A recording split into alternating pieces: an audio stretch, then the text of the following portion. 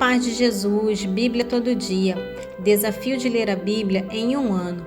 Em nome do Pai, do Filho e do Espírito Santo. Amém. Oração inicial. Abre, Senhor, a minha mente para que eu compreenda, minha boca para que eu proclame e meu coração para que eu acolha. Amém.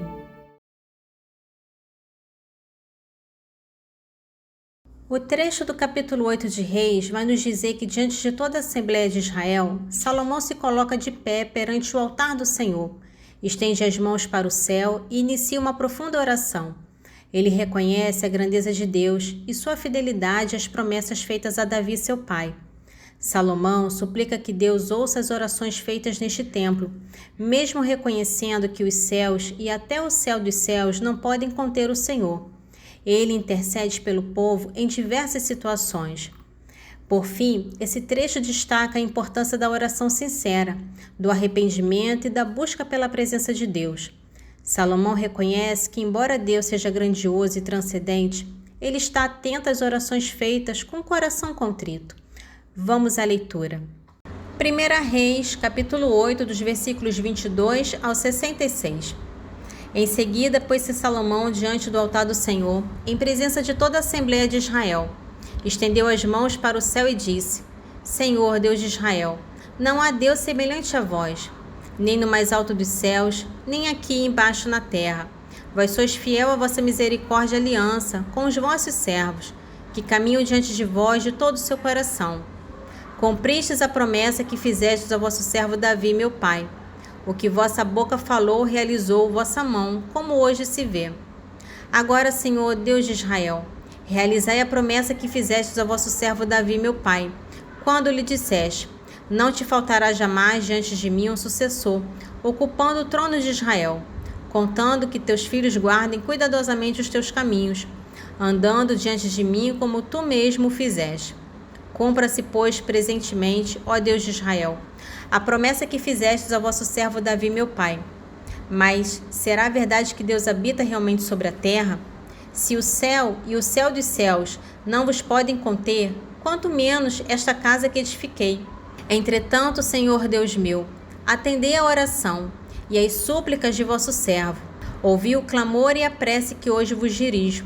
Que vossos olhos estejam dia e noite abertos sobre este templo, sobre este lugar, do qual disseste: o meu nome residirá ali. Ouvi a oração que vosso servo vos faz neste lugar. Ouvi a súplica de vosso servo e de vosso povo de Israel, quando orarem neste lugar. Ouvi-os do alto da vossa morada no céu. Ouvi-os e perdoai. Se alguém pecar contra o seu próximo e, fazendo jurar, for tomado o juramento diante de vosso altar neste templo, vós, do alto dos céus, fareis justiça aos vossos servos, condenando o culpado, fazendo cair sobre ele o seu pecado e justificando o inocente, tratando segundo a sua inocência.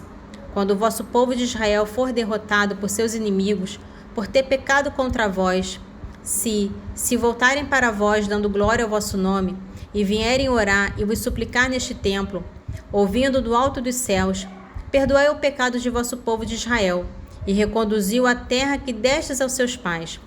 Quando o céu se fechar e não cair mais a chuva, por terem pecado contra vós, se vierem orar neste lugar, dando glória ao vosso nome, e se converterem de seus pecados por causa de sua aflição, ouvi-os do alto dos céus.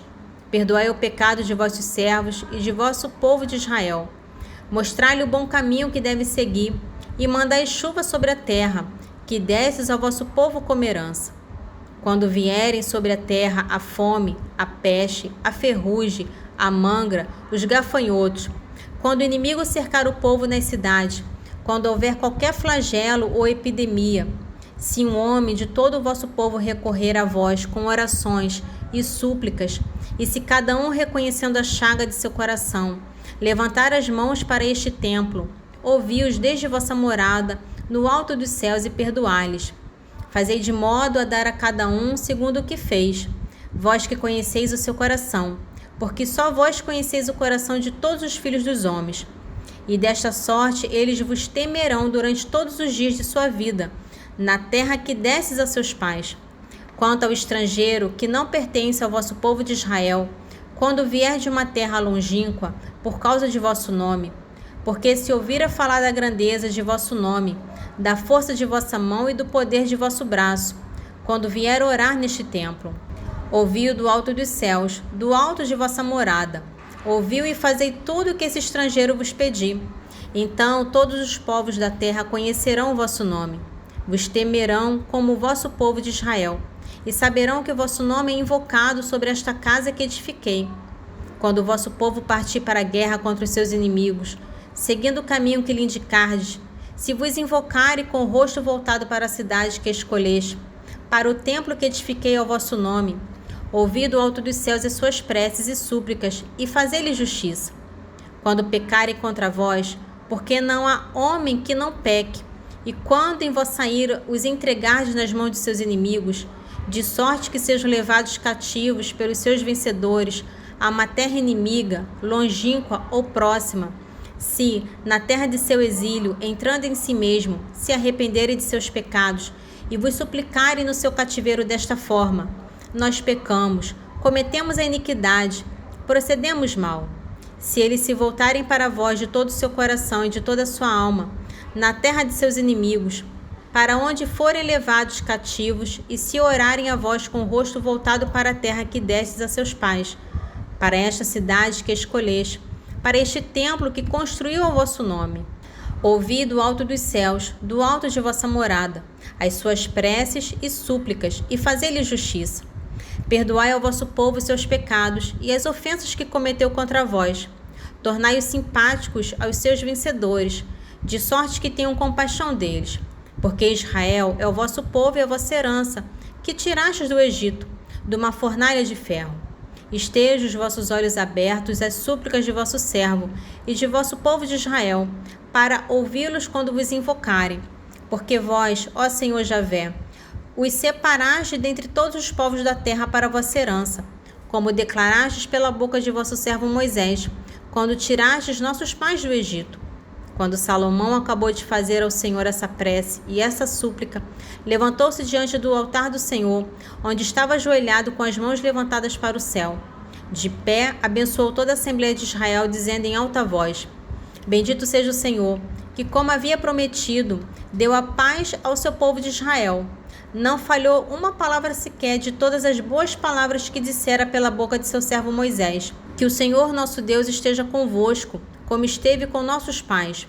Não nos deixe nem nos abandone, mas incline os nossos corações para Ele, a fim de que andemos em todos os seus caminhos, guardemos as leis, os mandamentos e os preceitos que Ele prescreveu a nossos pais.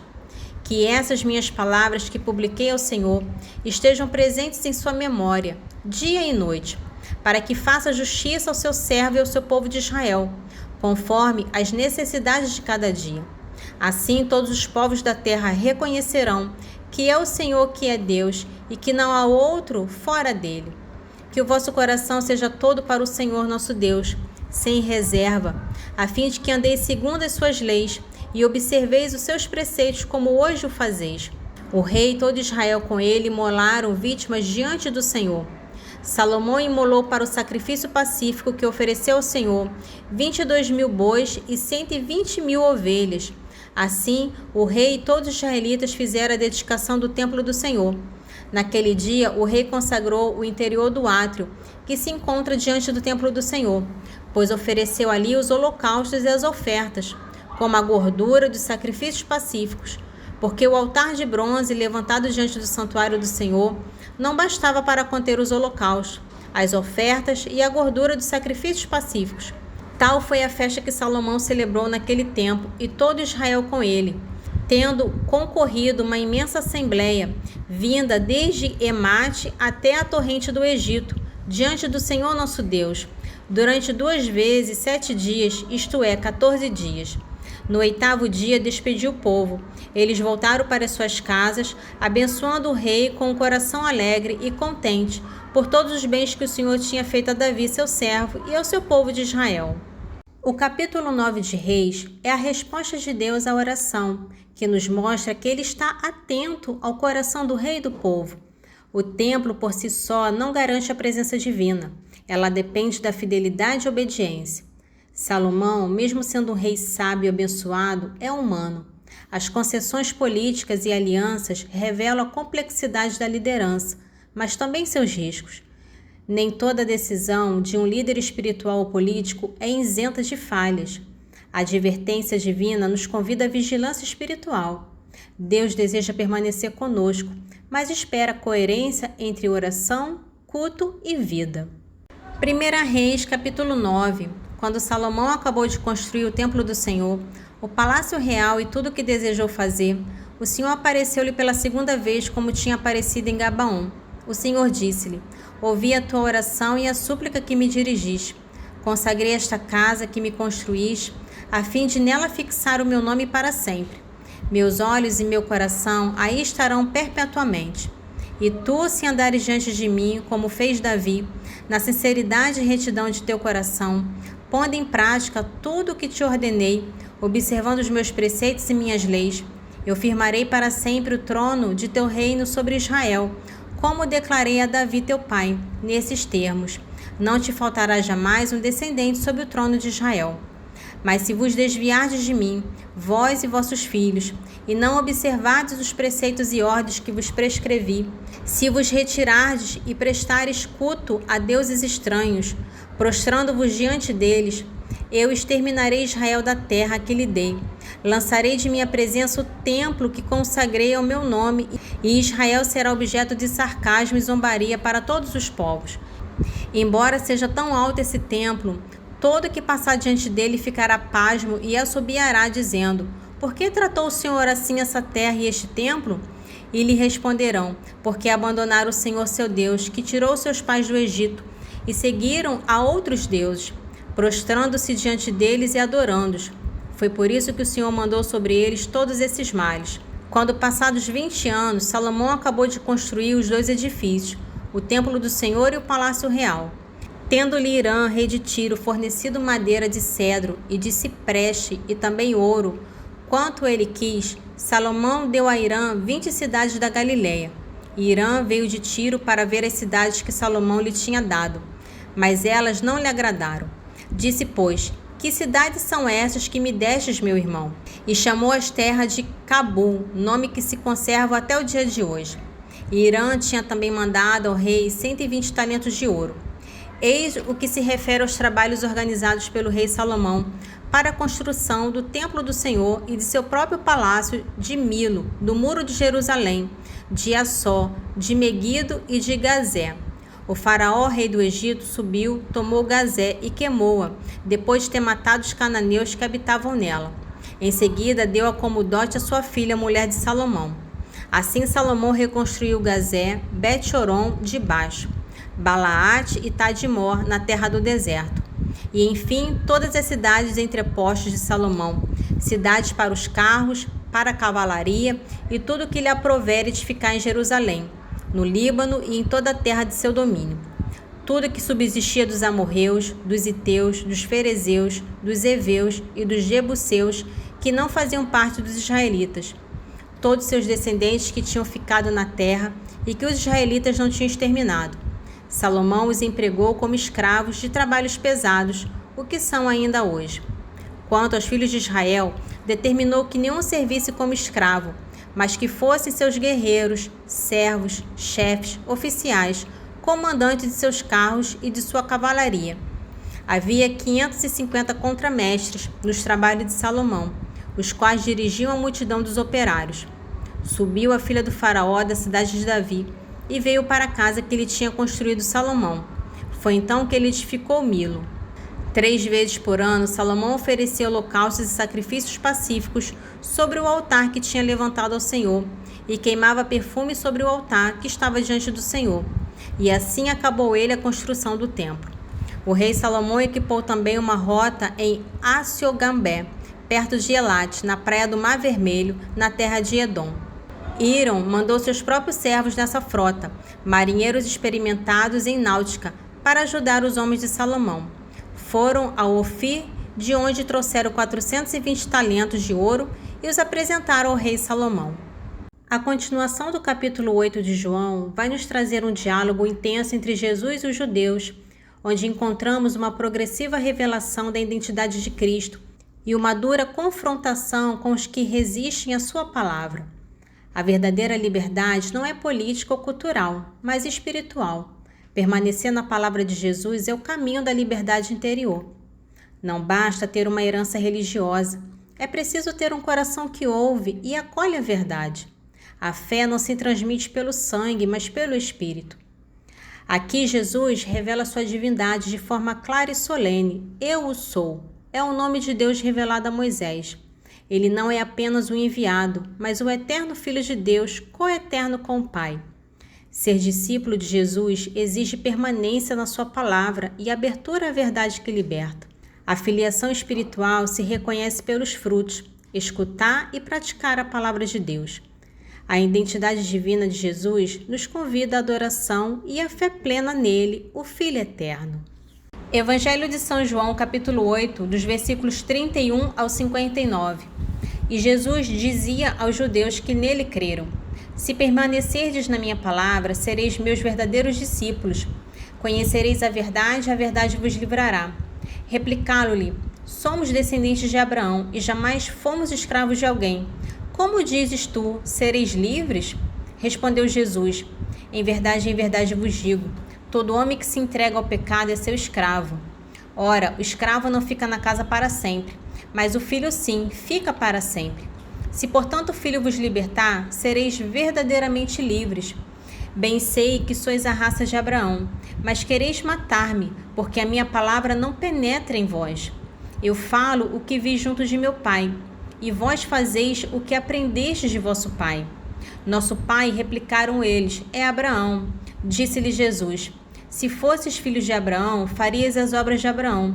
Mas agora procurais tirar-me a vida, a mim que vos falei a verdade que ouvi de Deus. E isso Abraão não o fez. Vós fazeis as obras de vosso pai. Retrucaram-lhe eles: Nós não somos filhos da fornicação, temos um só pai, Deus. Jesus replicou: Se Deus fosse vosso pai, vós me amareis, porque eu saí de Deus. É dele que eu provenho, porque não vim de mim mesmo, mas foi ele que me enviou. Por que não compreendeis a minha linguagem? É porque não podeis ouvir a minha palavra. Vós tendes como pai o demônio e quereis fazer os desejos de vosso pai. Ele era homicida desde o princípio e não permaneceu na verdade, porque a verdade não está nele. Quando diz a mentira, falo do que lhe é próprio, porque é mentiroso e pai da mentira. Mas eu, porque vos digo a verdade, não me crede. Quem de vós me acusará de pecado? Se vos falo a verdade, por que me não crede? Quem é de Deus ouve as palavras de Deus, e se vós não as ouvis, é porque não sois de Deus. Respondeu então os judeus: Não dizemos com razão que és samaritano e que estás possesso de um demônio? Respondeu-lhe Jesus: Eu não estou possesso de demônio, mas honro a meu Pai. Vós, porém, me ultrajais. Não busco a minha glória. Há quem a busque e ele fará justiça. Em verdade vos digo, se alguém guardar a minha palavra, não verá jamais a morte. Disseram-lhe os judeus: Agora vemos que és possuído de um demônio. Abraão morreu e também os profetas. E tu dizes que se alguém guardar a tua palavra, jamais provará a morte? És acaso maior do que nosso pai Abraão? E entretanto ele morreu, e os profetas também. Quem pretende ser? Respondeu Jesus: Se me glorifico a mim mesmo, a minha glória não é nada. Meu Pai é quem me glorifica, aquele que vós dizeis ser o vosso Deus. E contudo não o conheceis. Eu, porém, o conheço, e se dissesse que não o conheço, seria mentiroso como vós. Mas conheço e guardo a sua palavra. Abraão, vosso pai, exultou com o pensamento de ver o meu dia. Viu e ficou cheio de alegria. Os judeus lhe disseram: Não tens ainda 50 anos e vistes Abraão? Respondeu-lhe Jesus: Em verdade vos digo, antes que Abraão fosse, eu sou. A essas palavras pegaram então em pedras para las tirar. Jesus, porém, se ocultou e saiu do templo. O trecho do Salmo de hoje, Davi clama por misericórdia diante da perseguição humana e espiritual. Seus inimigos são muitos, implacáveis e o difamam constantemente. No versículo 5, tem a chave desse salmo que diz: É em Deus que eu ponho a minha esperança, nada temo. Mesmo quando tudo ao redor parece desabar, o coração que confia na palavra e na promessa de Deus encontra força e paz. Ele não nega a dor, mas deposita sua segurança em Deus e não no que sente ou vê. Em tempos de medo e opressão, posso repetir com fé: é em Deus que eu ponho minha esperança. Quando me caluniarem ou armarem ciladas contra mim, devo me lembrar: o Senhor observa tudo e agirá com justiça. A confiança em Deus liberta o coração do terror dos homens e do veneno da vingança. Salmo 55, dos versículos 2 a 8. Tende piedade de mim, ó Deus, porque aos pés me pisam os homens. Sem cessar, eles me oprimem combatendo. Meus inimigos continuamente me espezinham. São numerosos que me fazem guerra. Ó Altíssimo, quando o terror me assalta, é em vós que eu ponho a minha confiança. É em Deus cuja promessa eu proclamo. Sim, é em Deus que eu ponho minha esperança. Nada temo. Que mal me pode fazer um ser de carne? O dia inteiro eles me difamam. Seus pensamentos todos são para o meu mal. Reúnem-se, armam ciladas, observam meus passos e odeiam a minha vida. Tratai-o segundo a sua iniquidade. Ó meu Deus, em vossa cólera prostrai esses povos. O provérbio de hoje começa com um tom de confissão humilde. Agur declara não ser sábio por si mesmo, o que contrasta com a arrogância dos que se julgam donos da verdade. Ele reconhece seus limites e a grandeza insondável de Deus. No versículo 4, ele apresenta uma série de perguntas retóricas que expressam a transcendência de Deus. São imagens poderosas: subir ao céu, segurar o vento, envolver as águas, firmar a terra. Quem pode fazer isso, senão o Criador? A verdadeira sabedoria começa pela humildade diante de Deus. As perguntas nos convidam a contemplar os mistérios divinos, não com arrogância, mas com reverência. Há um desejo profundo de conhecer aquele que tudo criou, e essa revelação nos é dada plenamente em Jesus. Provérbios capítulo 30, dos versículos 1 ao 4. Eu me fatiguei por Deus, estou esgotado por Deus, eis-me entregue, porque eu sou o mais insensato dos homens, não tenho a inteligência de um homem, não aprendi a sabedoria e não conheci a ciência do santo. Quem subiu ao céu e desceu? Quem reteve o vento em suas mãos? Quem envolveu as águas em seu manto? Quem determinou as extremidades da terra? Qual é o seu nome? Qual é o nome de seu filho, se é que o sabes? Oração final. Senhor, te louvo e agradeço, porque deixastes tua palavra viva no meio de nós. Que as tuas palavras fiquem guardadas em meu coração e que eu seja testemunha viva do vosso Evangelho. Amém. Em nome do Pai, do Filho e do Espírito Santo. Amém.